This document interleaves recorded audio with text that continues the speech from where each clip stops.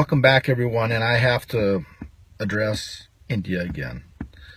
I was just looking that Islamabad invited the Prime Minister to India over, Modi, or whatever the hell his name is. I don't really like the dude at all. But and India's obviously freaking out, saying he shouldn't go because there's nothing but terrorists there.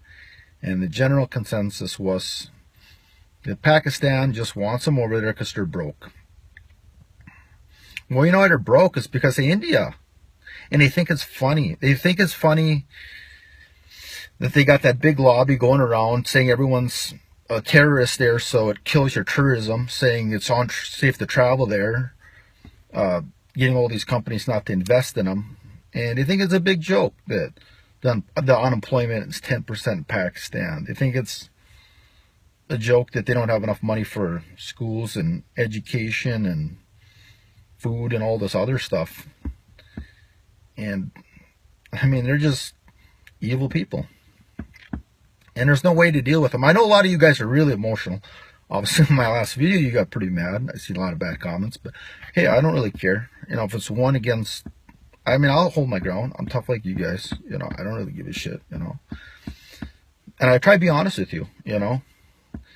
But I thought about India, and there's only one way to really deal with them. And the only way they're going to respect you is if they fear you. Unfortunately, that's the only way it is. So I think the best solution there would be a really good kind of blackmail threat to them. And that would be simply to tell them that our economy is way down here. And 4 years from now, we want to be at least up to this point here. And if we're not up to that point in that amount of time, what we're going to do is we're going to sell a plot of land to China, southeast of Multan, down by Fort Abbas, right way over in that border town. It's about 500 kilometers from New Delhi, okay? And they could build an Air Force base there. And they can build missile silos there with their new hypersonic missiles.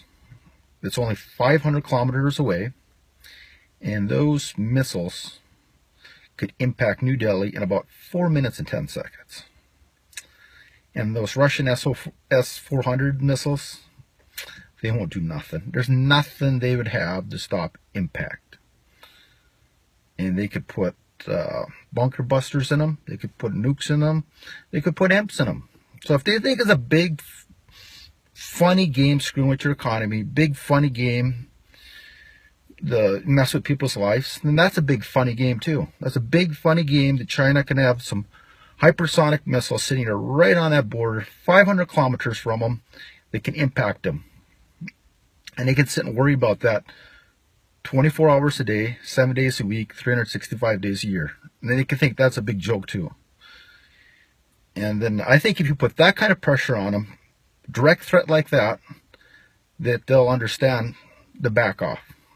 And I think the United States will even give them some advice and say, back off. And then from there,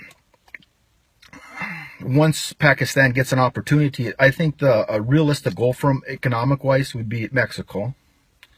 Because I think they can offer the same things they do.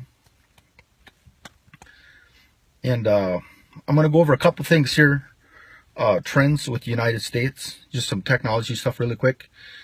And it'll lead into my next thing with economics. I know the CIA in 1958, they created contacted Lockheed Martin to create an SR Blackbird. And way back then, that thing could travel 24 kilometers high, travel 3,500 kilometers an hour. So going that fast and high, it could zoom in 15 centimeters. That was 70 years ago. Now we go to 1971. The Department of Defense created the first social media. Okay, you see how much later it kind of sprung up. So the next thing that's going to happen is to work on an artificial intelligence. Okay, and when they say they got an artificial intelligence, they just figured it out. What it pretty much means is they've already had it for 20 to 30 years. and they just figured out a way to manipulate it the way they want to, where they could benefit a lot from it without any security risk. And if you look at security on us, like these high-end drones we have, because I know a bunch of people that fly these drones, if there's anything wrong with them, they fly about 10 miles high. Anything goes wrong with them, they nosedive them straight into the ground, wide open. $20 million completely ruined. So our security is really high. So what this means economically is there will not be AI in unsecured places. So like anything with trades like construction, carpentry, plumbing, electricians, road construction, any of that stuff, there will not be AI there. So all these people in Europe and America saying that you need UBI, Universal Basic Income, because all these jobs will be gone, that's absolutely false. So, and I think this is going to be a huge market for Pakistan, because with migrant workers, I think there's a lot of money that can be made. Because I know Mexico made $27.6 billion in just migrant workers. That's a lot of money. That's all more than Pakistan exports last year. So that's a huge amount of money. And then if India can lay off with their propaganda, I think your tourism could go way up.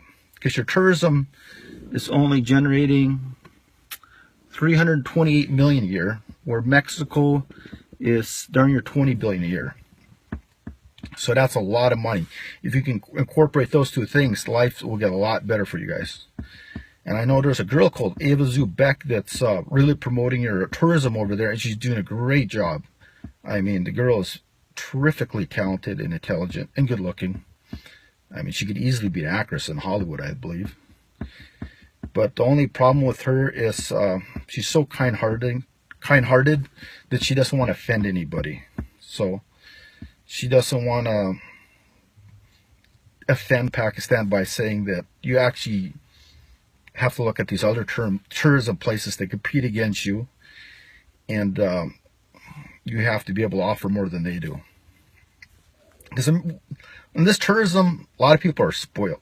I mean, she's a nice girl, and she's pretty tough. I see her out there planting trees and whatnot. But you get a lot of these little brats that are going to come out here and say, oh, well, that's a nice scenery, but it's hot, and I don't like it. And I got mosquitoes biting me. And they're going to want to park their ass under a canopy. And then if you just have water and pop, they're going to like, no, I want a strawberry daiquiri with a big umbrella in it, you know. And if they don't get it, they're going to be on social media just like, I'm in this shitty place, and they got weird people that look weird, and they're staring at me, and I don't like it, you know. So I think you got to look at some of these resorts and see what they do to really bring in big crowds. So I want Ava Zubek to make a new video called Ass Kissing 101, How to Cater and Pamper to Spoiled, Entitled Brats. So, and that is all from episode this time.